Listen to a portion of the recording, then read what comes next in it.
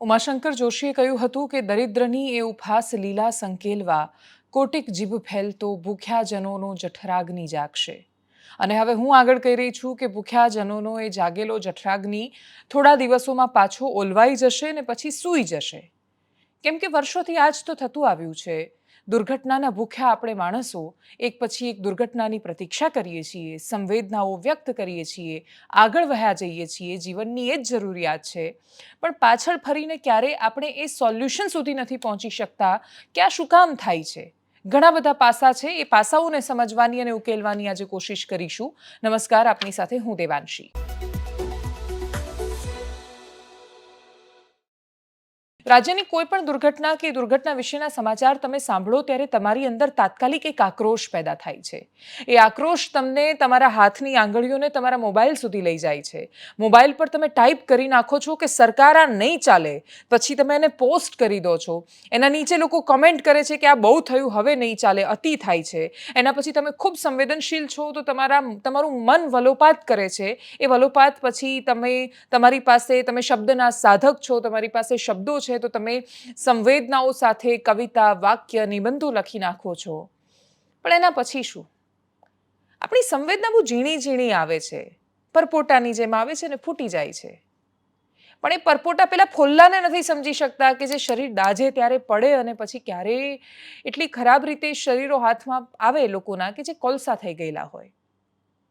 આપણી સંવેદનાઓ ક્યારેય એ દર્દ નથી સમજી શકતી કે એક છોકરો કે જેણે 2 વર્ષ સુધી એક્ઝામની તૈયારી કરી અને એના પછી 1500, 1700, 1800, 2000 જેટલા લોકો એવા હતા કે જે બાકીના 2000 લોકોના હકનું ખાઈ ગયા અને એમના ડૉક્ટર બનવાનું સપનું અધૂરું રહી ગયું. આપણે ક્યારેય ઇમોશનલી એ વાતને નથી સમજી શકતા કે એકદમ સામાન્ય પરિવારમાંથી આવતો છોકરો જે વનરક્ષકની તૈયારી કરે છે, પણ એજન્સીને આપવાના નામ પર જ્યાં ગૌણ સેવાએ કશું જ નથી કરી શકતી અને સિસ્ટમ એટલી હદે જટિલ બની જાય છે કે દરેક માણસ સમજે છે કે ખોટું થઈ રહ્યું છે, પણ છતાં એ ખોટાને સુધારી નથી શકતા. રાજ્યના મુખ્યમંત્રી સામે આવે છે, ખૂબ સંવેદના સાથે ખૂબ સરસ બોલે છે. અમે પણ જ્યારે સાંભળ્યું તમને એવું લાગ્યું કે રાજ્યના સીએમ સમજે છે કે આ પ્રશ્ન શું છે. તકલીફ એ થાય છે કે રાજ્યના સીએમ એવું કહી દે છે કે આપણે કેટલીઓને ઠંડી કરીશું, પણ એ ઠંડી થાય છે કે ઠંડી થશે? રાજ્યના મુખ્યમંત્રી આજે અલગ અલગ જગ્યા પર ગયા હતા. એના પહેલા એ રાજકોટ માટે શું બોલ્યા એ પણ તમને સંભળાવવું છે. ગઈકાલે એ મહાનગરપાલિકાઓના એક કાર્યક્રમમાં હતા અને ત્યાં એમણે ખૂબ સરળ રીતે, ખૂબ સરસ રીતે, સામાન્ય માણસને સમજાય એવી ભાષામાં સૌથી મહત્વના મુદ્દાની વાત કરી. ટીઆરપી ગેમ ઝોન એમની વાતમાં કેન્દ્ર સ્થાને હતું. એ કહેવા એવું માંગતા હતા કે પ્રયત્ન વિકાસ કરવાનો થાય છે, છેલ્લે થાય વિનાશ છે. અને એટલે એવો વિકાસ નથી જોઈતો કે જેના માટે આપણે વિકાસ કરીએ છીએ એ લોકો ન રહે. રાજ્યના મુખ્યમંત્રી આ વાતને સમજે છે, એનાથી સારી કોઈ અવસ્થા નથી. પણ એના પછી એ કેટલા સવાલો શેષ બચ્યા છે એના વિશે વાત કરીશું. પણ સૌથી પહેલા રાજ્યના મુખ્યમંત્રીને ખૂબ એકદમ ખુલ્લા મને સાંભળીએ, કોઈ જજમેન્ટલ થયા વગર સાંભળીએ, માત્ર એટલે સાંભળીએ કેમ કે રાજ્યના મુખ્યમંત્રી છે અને એ જો આ વાતને સમજે છે તો કદાચ એ જ નિરાકરણ સુધી પહોંચાડી શકવાના છે. અને એટલે જ એમણે જે વાત કરી, સૌથી પહેલા એને સાંભળીએ. આજે પણ તમે જુઓ તો વિકાસના કામો માટે તમને કોઈ પૈસાની તકલીફ નથી, પણ ક્યાંક ને ક્યાંક જેમ જેમ આપણા અનુભવ આવતા જાય છે એમ કે ભાઈ રાજકોટની બીના અને રાજકોટની બીના બન્યા પછી આપણને એમ થાય કે ભાઈ આટલું બધું કામ કરીએ છીએ છતાંય ક્યાંક ને ક્યાંક આપણી ભૂલ થાય છે. કેવી રીતે થાય છે કે ભાઈ આજે સૌથી પહેલી પ્રાયોરિટી એ આપણી માણસના જીવ માટેની હોવી જોઈએ. એમાં કોઈ જાતનું સમાધાન કોઈ પક્ષે, અધિકારી હોય કે પદાધિકારી હોય, બેમાંથી કોઈ પક્ષે સમાધાન ન થવું જોઈએ. તો જ આનાથી નીકળાશે આપણા. અમે ગેમ ઝોન માટેની એસઓપી મેં કીધું બનાવી તો દીધી છે એમણે, અને પબ્લિક ડોમિનમાં પણ મૂકી છે કે આપણે પબ્લિકમાંથી પણ પૂછી લઈએ કે ભાઈ એમને પણ કંઈક હજુ આની અંદર ઉમેરવા જેવું લાગતું હોય તો આપણે ઉમેરી, જેથી કરીને આવી કોઈ ઘટના ફરી ન બને એના માટે આપણે સૌએ ધ્યાન રાખવું. વિકાસ અને વિકાસની પાછળ દોટ મૂકીએ તો જેના માટે આપણે વિકાસ કરી રહ્યા છે એનું જો ધ્યાન નહીં રાખીએ તો એ આપણા માટે કોઈ ઉપયોગી ન રહી શકે એવું બને. એના પછી રાજ્યના મુખ્યમંત્રી આજે અલગ અલગ કાર્યક્રમોમાં હતા.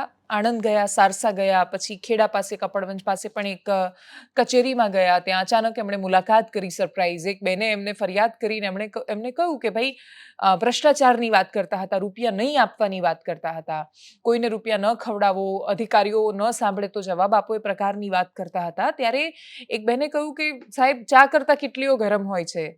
તો એમણે કહ્યું કે અમે આગળ પણ એક કચેરીમાં જઈએ છીએ અને એ બધી કિટલીઓને આપણે ઠંડી કરીશું. રાજ્યના મુખ્યમંત્રી જ્યારે કહે છે કે એ ચા કરતા કિટલીઓ ગરમ છે, એમને ખબર છે ને, કિટલીઓને ઠંડી કરીશું, તો આપણે એને ખૂબ સકારાત્મક રીતે લઈએ. પણ હવે જે 125 મણના પણથી વાત શરૂ થાય છે એ છે કે આપણે શું એ સમસ્યાના મૂળ સુધી પહોંચી શક્યા? વ્યક્તિઓ માત્ર જવાબદાર નથી હોતા, આખી સિસ્ટમ બની ગઈ છે આ. એટલે રાજકોટના ટીઆરપી ગેમ ઝોનનો જે માલિક હતો, એમાંથી એક માલિક જેનો સૌથી વધારે હિસ્સો હતો, એ તો પોતે એમાં ભડથું થયો છે. એટલે એ જો ચોર જ હોત અને એને ખબર જ હોત કે આગ આટલી ખરાબ ફેલાવાની છે અને એને ક્ષણ માત્ર માટે કલ્પના હોત કે ત્યાં પેલા પેટ્રોલ ડીઝલના કેરબા ભરેલા છે, એ મારા ગેમ ઝોનને નહીં, મારા જીવનને ખાક કરી દેશે, તો એ પ્રદીપ જૈન ક્યારેય બચાવવા માટે અંદર ન જતો. એ વ્યક્તિ બચાવવા જાય છે એનો મતલબ કે એમણે શું ઊભું કર્યું છે અને આખું આ લાક્ષાગૃહ છે એની કલ્પના એમને પોતાને નહોતી. એ રાજ્યના અધિકારીઓ જો એમને ખબર હોત કે ટીઆરપી ગેમ ઝોન અતિશય ખરાબ અવસ્થામાં છે, તો એ મ્યુનિસિપલ કમિશનર, એ પોલીસ કમિશનર, એ એસપી અને બાકીના જેટલા અધિકારીઓ 4-5 જે લોકોના ફોટો અમે બતાવ્યા હતા, એ લોકો ત્યાં ફરવા ન જતા ટીઆરપી ગેમ ઝોનમાં, કે બર્થડે સેલિબ્રેટ કરવા માટે પણ ન જતા, જો એમને ખબર હોત કે આવું થઈ શકે એમ છે. કોઈ વ્યક્તિએ 28 લોકોને મારી નાખવા માટે પરવાનગી નહોતી આપી અને છતાંય 28 મર્યા અને હજુ એ મરતા રહેશે જો આપણે એ વાત સમજવાની કોશિશ નહીં કરીએ કે વ્યક્તિઓ જવાબદાર નથી, વ્યક્તિઓને સજા થવી જ જોઈએ, સિસ્ટમનો હિસ્સો છે, એમણે ખોટું કર્યું છે એટલે આ થયું છે. પણ કોઈ એક વ્યક્તિના કે એક ચહેરાના ખોટું કરવાથી નથી થયું. એ થોડું થોડું થોડું એમ કરતાં કરતાં બધાએ ખોટું કર્યું ત્યારે આ મોટું ખોટું થયું છે. અને બધાની વચ્ચે અનેક પાસાઓ વિશે વાત કરી, પણ સૌથી મોટો પ્રશ્ન આવીને ઊભો રહી જાય છે કે આખી સિસ્ટમમાં એક પણ જગ્યાએ માણસ એવું નથી વિચારતો કે આવું પણ થઈ શકે છે. એનું કારણ એને ખબર જ નથી કે આવું થઈ શકે છે. પેલો વેલ્ડિંગ કરતો જે વેલ્ડર છે, એણે વિચાર્યું જ નહોતું કે એનો તણખલો ઉડશે ને આ રીતે આગ લાગશે. વેલ્ડિંગ કરતી વખતે માણસ એટલું તો વિચારે ને કે નીચે શું છે, ઉપર શું છે, હું કઈ જગ્યાએ વેલ્ડિંગ કરી રહ્યો છું, કઈ જગ્યાએ કામ કરું છું, જેના કારણે શું થઈ શકે છે. એના પછી હું અનેક ઇમારતોમાં ગઈ છું, અનેક જગ્યા, અનેક મોલમાં ગઈ છું અને ત્યાં જઈને મને એટલું સમજાયું છે કે નસીબના જોરે આપણે જીવતા છીએ, બાકી આપણને મારી નાખવાનું પૂરેપૂરું પ્લાનિંગ થયેલું છે. અને ફરી એકવાર આવી દુર્ઘટનાઓમાં, કાલે હું એ દુર્ઘટનાનો શિકાર હોઈશ તો તમે કહેતા હશો કે બિચારા બેન તો બહુ સારા હતા, બહુ બોલતા હતા, અને જે બોલતા હતા એવું એમની સાથે જ થયું. કાલે તમે હશો તો હું કદાચ એનાથી વધારે સંવેદનાથી એ વાતને ઉઠાવતી હોઈશ, પણ ફરક પડવાની ગેરંટી નથી. મુખ્યમંત્રી બોલ્યા, મને લાગ્યું બહુ સારું બોલ્યા છે ને હું કહી જ રહી છું એ બહુ સારું બોલ્યા છે. એ સમજે છે, એમની અંદર સંવેદના છે, પણ સોલ્યુશન છે એમની વાતમાં. કિટલીઓને ઠંડી કરશો, પણ કેવી રીતે ઠંડી કરશો? એ કિટલીઓ કોઈને દજાડવા ઠંડી ગરમ નથી થઈ જતી. એ સિસ્ટમનો હિસ્સો એવો બની જાય છે કે ક્યારે ગરમ થઈ જાય છે અને જેનાથી બધા દાઝી જાય છે એની એમને કલ્પના જ નથી રહેતી. આપણે ત્યાં કોઈ પણ આ પ્રકારનું કામ કરતો માણસ મોટા ભાગે એની પાસે એ જ્ઞાન જ નથી કે એણે આ કરવાનું છે, એને સમજણ જ નથી. એટલે આપણે ત્યાં ગેસ રિપેર કરવા આવતો માણસ હોય, આપણે ત્યાં રસ્તા પર કન્સ્ટ્રક્શન સાઇટ પર કામ કરતા શ્રમિકથી માંડીને આપણે કોઈને નથી પૂછતા અને ના શીખવવાની તસ્દી લઈએ છીએ, જે આપણે ટેકનિકલ એજ્યુકેશન કહીએ છીએ અથવા આઈટીઆઈના કોર્સ છે. આઈટીઆઈનો કોર્સ તો આપણે ત્યાં એવું માનવામાં આવે કે 10મામાં જે ડફોડ છોકરો છે એ કશું ફેલ થાય છે તો એ અથવા ગમે તેમ કરીને 10 પાસ કરીને આઈટીઆઈ કરી લેશે. આપણે ત્યાં ટેકનિકલ કોર્સિસ, ટેકનિકલ જ્ઞાન, એસઓપી, માહિતી, શું જરૂરી છે, શું નથી જરૂરી, એ વાતનું કોઈ જ મહત્વ નથી. એ નથી મહત્વ, એનું કારણ સૌથી મોટું એ છે કે આપણને બધું સસ્તામાં જોઈએ છે. એટલી હદે સસ્તામાં જોઈએ છે કે આપણું જીવન ક્યારે સસ્તું થઈ જાય છે આપણને ખબર જ નથી પડતી. એટલે પેલો વેલ્ડર છે, જો એ પ્રોફેશનલી એ રીતે ટ્રેન થયેલો હોત કે જ્યારે એને ખબર હોત કે એસઓપી શું છે, તો કદાચ એ વેલ્ડિંગ કરવા તૈયાર ન થતો. એનાથી પણ ઉપર ઉઠીને ટીઆરપી ગેમ ઝોનનો જે માલિક છે, એને જો ખબર હોત કે આ પ્રકારનું મટીરિયલ રાખવાથી આગ લાગે, આ પ્રકારનું મટીરિયલથી આવું થાય, આ કેરબા અહીંયા ન રખાય, આ રાખીએ તો આવું થાય, એને કશી જ નથી ખબર. એને બે જ વસ્તુ ખબર છે, એની પાસે રૂપિયા છે ને એની પાસે ઓળખાણ છે. આ બે વસ્તુ છે એટલે પછી આખી દુનિયા તમારી છે, તમે મન ફાવે એ કરી શકો છો.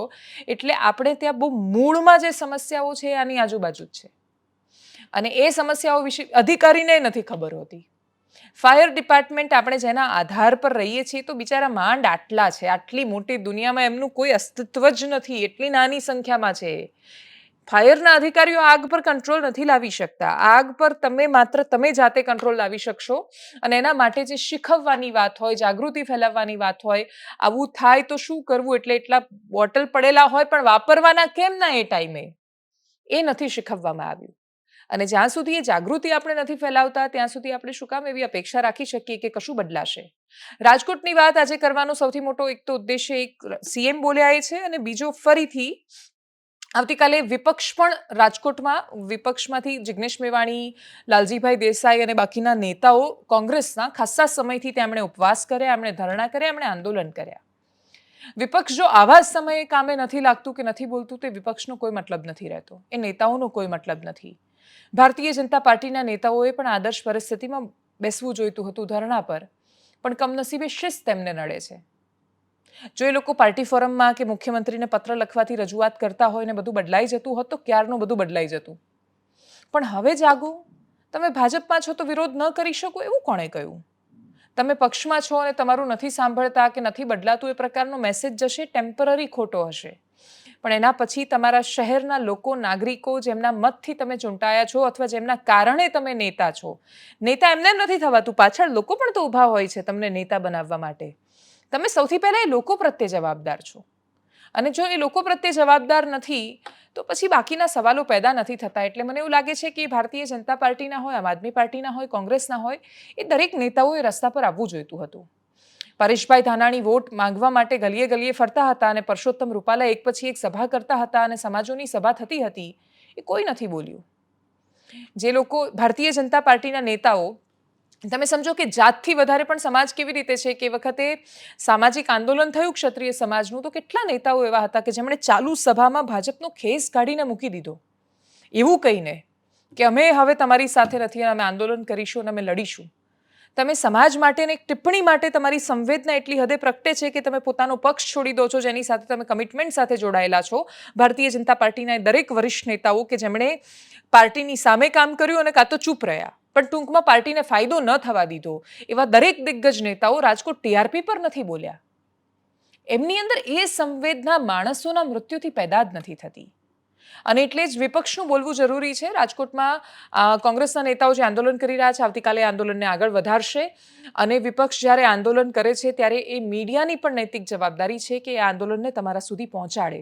અને એટલા માટે કાલે અમે પણ રાજકોટ જઈને બધી જ વાતો તમારા સુધી પહોંચાડીશું કે આટલા દિવસો થયા, મહિનો થવામાં 10 દિવસ ઓલમોસ્ટ બાકી છે. આટલા દિવસો પછી આપણી પાસે એ પ્રશ્નનો જવાબ કેમ નથી કે હવે આવું ન થાય એના માટે આપણે શું કર્યું? જે લોકો જવાબદાર છે એ લોકો ક્યાં છે? અધિકારીઓ શું કામ જવાબદાર નહીં? એ લોકો આકાશમાંથી ઉતરેલા દેવતા નથી, એ લોકો પણ તો જવાબદાર છે. આપણી પાસે કોઈ પ્રશ્નનો જવાબ નથી આટલા દિવસો પછી પણ. અને આપણે એવી અપેક્ષા રાખીને બેઠા છીએ કે મુખ્યમંત્રી એવું કહે છે કે કેટલીને આપણે ઠંડી કરી દઈશું ને ઠંડી થઈ જશે. સોરી સાહેબ, ખાંડ ખાવ છો તમે. આ બધા તમને દજાડે એવા છે, તમને ખબર નથી હજી. અને ખબર હશે તો તમે કદાચ અજાણ બની રહ્યા છો. કેમ કે તમે વર્ષો સુધી મુખ્યમંત્રીએ પણ તો કામ કર્યું છે, એમનું પણ કન્સ્ટ્રક્શનનું કામ છે, એમને ખબર છે કે આ લોકો કેટલી હદ સુધી કેટલા લોકોને ગોળીને પી ગયા છે. અપેક્ષા એટલી કે આ વખતે મુખ્યમંત્રીને પણ એ લોકો ગોળીને પી ન જાય અને એ એકદમ ગરમ થયેલી કેટલી કે જેણે એની અંદરના ચાના મૂળ અસ્તિત્વને પણ નથી રહેવા દીધું, એ સીએમને પણ ન દજાડી દે. કેમ કે અલ્ટિમેટલી આ લોકો કોઈને છોડતા નથી. કમનસીબી આપણી વારંવાર સામે આવી છે. નીટનો જે પ્રશ્ન છે એના વિશે પણ એકદમ સંક્ષિપ્તમાં વાત કરવી છે. કેમ કે ગોધરાની જય જલારામ ઇન્ટરનેશનલ સ્કૂલ, ત્યાં પણ આ જ સમસ્યા આવી. મોડસ ઓપરેન્ડી એની એ જ છે. દરેક સમસ્યા, એ નીટની વાત હોય, કોઈ પણ પ્રકારનો ભ્રષ્ટાચાર હોય, એ ચા કરતા કેટલી ગરમની વાત હોય, તમે ટ્રાફિક પોલીસને આપો છો, લાંચથી માંડીને તમારા ગામના એક બોરવેલમાં કોઈ બાળકી પડે છે, દરેક સમસ્યાનું મૂળ ભ્રષ્ટાચાર છે. અને ભ્રષ્ટાચારને રોકશે કોણ? તો આપણે બધા રાહ જોઈને બેઠા છીએ કે મારી બાજુવાળો બોલશે. આપણે બધા રાહ જોઈને બેઠા છીએ કે આ પેલા પત્રકાર છે બોલશે એટલે આપણે એનો વિડીયો શેર કરીને સંતોષ માનીશું અથવા ફેમિલીના ગ્રુપમાં એવું કહીશું કે આ બેન સરસ બોલે છે. કોઈના બોલવાથી ક્યારેય કશું નથી બદલાતું કે કોઈ ફરક નથી પડતો. અમે બોલીએ છીએ કેમ કે અમારું કામ આ છે. બાકી એના સિવાય કોઈ એવા આશાવાદ સાથે, એક આશાવાદ મનમાં છે કે આજે નહીં તો કાલે એક દિવસ આ સિસ્ટમ બદલાશે, પણ એ આશાવાદ એટલે છે કેમ કે એવો ભરોસો છે કે આજે હું બોલું છું, કાલે બીજા 10 બોલશે, એના પછી 100,000 અને અવાજ એમ્પ્લિફાય થતો જશે, મોટો થતો જશે, અને પછી એટલો પડઘાશે કે એ કાન જે બહેરા થઈ ગયા છે એને ચીરી નાખશે, હૃદયોને વિંધી નાખશે, અને એ અવાજની કોઈ અસર થશે. પણ આપણે જે રાહ જોઈને બેઠા છીએ ને કે કોઈક આવીને બોલશે, એમાંથી બહાર નીકળીશું તો બદલાશે. નીટની પરીક્ષામાં સ્કેમ તો નહીં થાય જો આપણે ભગવાન ભરોસે બધું નહીં છોડીએ. રાજકોટ ટીઆરપી ગેમ ઝોનમાં દુર્ઘટનાઓ તો નહીં થાય આ પ્રકારની જો આપણે બધું જ ઈશ્વરના ભરોસે નહીં છોડીએ, કેમ કે ઈશ્વર આપણા ભરોસે બેઠા છે. ભગવાન ખરેખર આપણા ભરોસે બેઠા છે, એવી અપેક્ષા રાખીને બેઠા છે કે મેં માણસ બનાવ્યો, એનાથી વિશેષ એ કશું જ નથી કરી શકે એવા, એની અંદર બુદ્ધિ મૂકી, વાકચાતુર્ય મૂક્યું, આપણને આટલી બધી ઇન્દ્રિયો આપી, એના પછી જો આપણે આપણી અંદર અહીંયા જો આ જીભ છે, અહીંયા વોકલ કોર્ડ્સ છે, એનો અવાજ કરીને બોલીશું નહીં, એનો ઉપયોગ કરીને, તો કોઈ મતલબ નથી. ઈશ્વર નહીં આવે બચાવવા. ઈશ્વરે આપણી અંદર ભરોસો મૂક્યો છે કે આપણે આપણને બચાવીશું. એટલે બચાવવાનો સિમ્પલ રસ્તો એ છે કે ભગવાન પર તો ભરોસો રાખો જ, પણ ભગવાને તમારા પર ભરોસો રાખ્યો છે એટલે પોતાના પર ભરોસો રાખો. બાકી દરેક વખતે ઈશ્વર ઈચ્છા બલિયસી, એના પર બધું છોડી દેવાથી થતું નથી. અને આગળ વાત કરીએ એવા ધારાસભ્યોની જે પોતે હવે રેડ કરવા માટે નીકળ્યા છે, કાં તો પોતાનું ફ્રસ્ટ્રેશન, અકળામણ કાઢી રહ્યા છે. વડોદરાથી ખૂબ વરિષ્ઠ ધારાસભ્ય યોગેશભાઈ હોય કે પછી અમરેલીના લાઠીથી ચૂંટાઈને આવેલા જનકભાઈ હોય, પોતપોતાના વિસ્તારની સમસ્યાઓને લઈને એ બોલ્યા છે. ભારતીય જનતા પાર્ટીના એ નેતાઓ છે અને એટલે જ એમના બોલવાથી તો ફરક પડવો જોઈએ એવી અપેક્ષા છે. સાંભળીએ એમને. અઠવાડિયાથી કે સાહેબ અમને સાબરડેરીની અંદરનો જે ડિફરન્સ હોય છે, જે વધારો હોય છે, એ અમને બોનસ સ્વરૂપે અત્યારે મળતો હોય છે, મળ્યો નથી. એટલે મેં આજ રોજ સાબરડેરીના એમડીને પત્ર લખ્યો છે. ન મળવાના કારણો એવા જાણવા મળ્યા છે કે ચેરમેન પદનું ઇલેક્શન બાકી છે ને એના કારણે પશુપાલકોને ફાયદો નથી થવાનો, એટલે એ લેટ થવાનો છે. પરંતુ આ 3.5 લાખ જેટલા પશુપાલકો આજે એમની જરૂરિયાત જે હોય એ આ હોય છે, જે પશુપાલકોનો ડિફરન્સ ભાવનો, દૂધ ઉત્પાદકોનો આ જે ભાવ ડિફરન્સ છે અને એનો જે જમા થઈને મળતો હોય છે એ આશરે 400 થી 500 કરોડ રૂપિયા હોય છે. એ નથી મળતા, એના કારણે આજે પશુપાલકો તકલીફમાં છે. કોઈને બિયારણ લાવવાનું, કોઈને ખાતર લાવવાનું, કોઈને વાવેતર કરવાનું, કોઈને ઓજાર લાવવાના, કોઈને વિદ્યાર્થીઓની ફી ભરવાની, કોઈને ખાવા માટેની વ્યવસ્થા ઊભી કરવાની, આ તમામ પ્રકારની તકલીફો પડી રહી છે. એટલે આજે એમડીને મેં પત્ર લખ્યો છે અને એમને કીધું છે કે તમે તાત્કાલિક ધોરણ ઉપર તમે આ ઇમરજન્સી મિટિંગ બોલાવી હોય તો બોલાવીને પણ આ પશુપાલકોને, દૂધ ઉત્પાદકોને ફાયદો થાય તેવી મેં વિનંતી સાથે એમને પત્ર લખ્યો. અને આજે આપના લાઈવ માધ્યમથી હું જુનાગઢ વિધાનસભા વિસ્તારના લોકોને બે હાથ જોડીને વિનંતી કરું છું, એક પણ અધિકારીને પૈસા આપતા નહીં. કોઈ પણ અધિકારી પૈસા માંગે, તમારું સાચું કામ હોય તો મારી પાસે આવજો, હું સાચું કામ કરાવી દઈશ. પૈસા આપતા નહીં, પૈસા આપનારનું નામ મને આપજો, હું કંઈ તમને નહીં થાય અને કંઈક બાકી નહીં રહેતો. ભ્રષ્ટાચાર જોશે જ નહીં આપણે આ વિધાનસભા વિસ્તારમાં. આ કોઈ પણ પ્રકરણની અંદર હું બધાને કહું છું કે તમે એવું થશે કે પૈસા આપીને કાલ થઈ જશે, એ નહીં. એ આદત આપણે બગાડી છે. પછી આપણે એમ કહીએ છીએ ભ્રષ્ટાચાર થાય છે ને હું 5 રૂપિયા દઈ આવું. એક પણ લોકો કોઈ પૈસા માંગતા નહીં. કોઈ અધિકારી પૈસા માંગે તો મને કહેજો, કલેક્ટર ઓફિસ હોય, કમિશનર ઓફિસ હોય કે કોઈ પોલીસ તંત્ર હોય.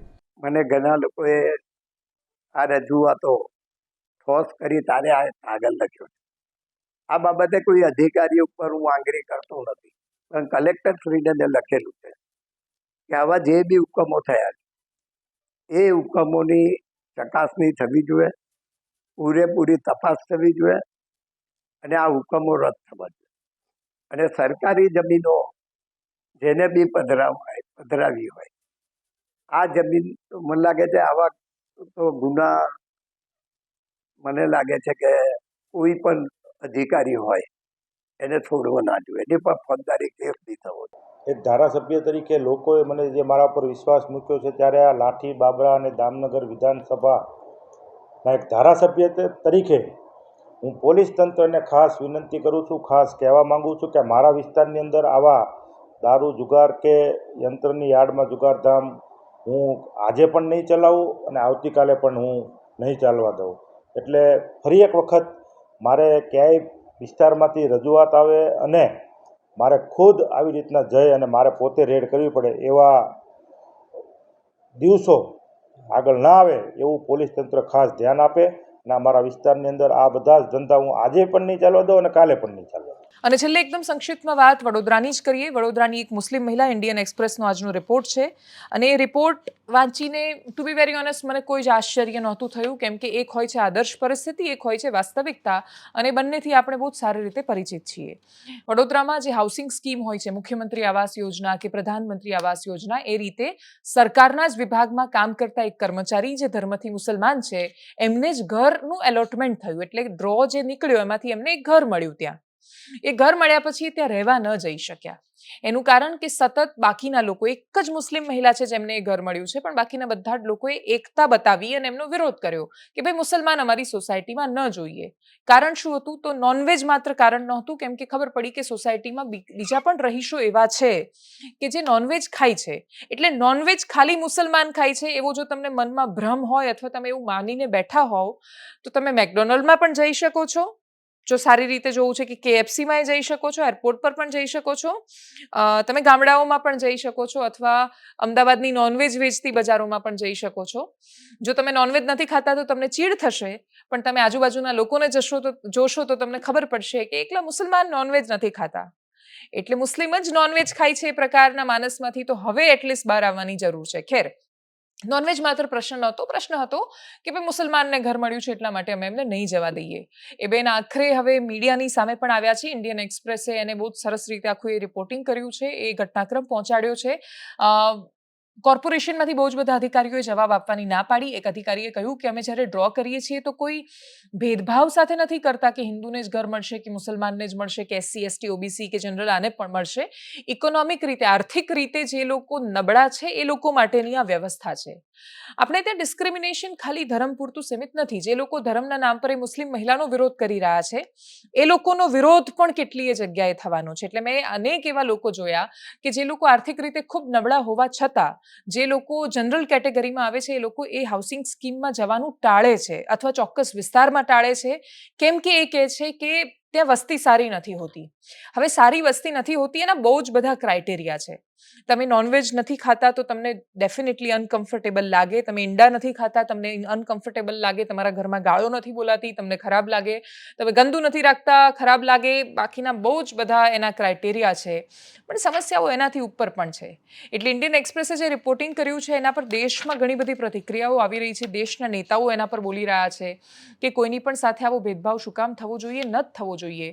પણ આપણે જે આદર્શ પરિસ્થિતિની વાત કરીએ છીએ, ભેદભાવ કરતા લોકો પોતે ભેદભાવના શિકાર છે અને છતાં એ ભેદભાવ કરે છે. એટલે આ આખી એક ચેન છે. એક માણસ બીજા સાથે, બીજો ત્રીજા સાથે, એમ કરતા ગોળ ગોળ કરતા કરતા છેલ્લે ભેદભાવ તો થાય છે. એ મુસ્લિમ મહિલાનો જે એક પ્રશ્ન હતો જે મેં ઇન્ડિયન એક્સપ્રેસમાં જ વાંચ્યો, બહુ મહત્વનો હતો. એમણે કહ્યું કે એમનો છોકરો હવે 12મા ધોરણમાં આવ્યો છે, નાનો નથી રહ્યો, અને એની આજુબાજુ થતા ઘટનાક્રમોને જોઈ રહ્યો છે. એના માનસ પર શું અસર થતી હશે એ કહી શકે એમ નથી. એ સરકારી નોકરી કરે છે, સરકાર એમને મદદ પણ કરે છે, સરકાર એમને ઘર પણ આપે છે, અને સરકાર પછી હાથ પણ ઊંચા કરી લે છે. એમણે હાથ ખંખેરીને કહી દીધું કે ભાઈ અમે ઘર આપી દીધું, અમે ભેદભાવ નથી કર્યો, હવે જે ભેદભાવ કરે છે તમે લોકો જોઈ લો અથવા કોર્ટમાં જતા રહો. દરેક લોકો દરેક વખતે લડવા માટે એટલા સક્ષમ નથી હોતા. આ બેન તો સક્ષમ છે એટલે છેક સુધી એ પોતાની લડાઈને લઈ જશે એવું લાગે છે. પણ એના પછી ઘણા બધા લોકોની પાસે એ વાતનો જવાબ નથી કે જે ભેદભાવ એમની સાથે થઈ રહ્યો છે, એ મુસ્લિમ છે એટલા માટે તમે એને વેલિડ ગણાવો છો. એ ભેદભાવ જ્યારે તમારી સાથે થાય છે ત્યારે તમે સહન નથી કરી શકતા. અને ભેદભાવ હવે દરેક જાતિની સાથે થવા માંડ્યા છે. જે થોડું ઘણું પણ પાવરફુલ બને છે એ ભેદભાવ કરે છે. જે ગામમાં જેની વસ્તી વધારે છે એ દાદાગીરી કરી જાય છે. એટલે જાતિ અને ધર્મના આધાર પર ભેદભાવની વ્યવસ્થાઓમાંથી આપણે બહાર નહીં આવીએ અને એ જ મુદ્દાઓ આપણા સૌથી મોટા મુદ્દાઓ એમ નહીં બનતા રહે તો આપણે કોઈ દિવસ આવી દુર્ઘટનાઓ પર એકજૂટતાથી અવાજ નહીં ઉઠાવી શકીએ કે આ અમારા બાળકો છે, આ અમારા સંતાનો છે, આ અમારા દેશનું ભવિષ્ય છે અને એટલે અમારે એમના માટે બોલવાની જરૂર છે.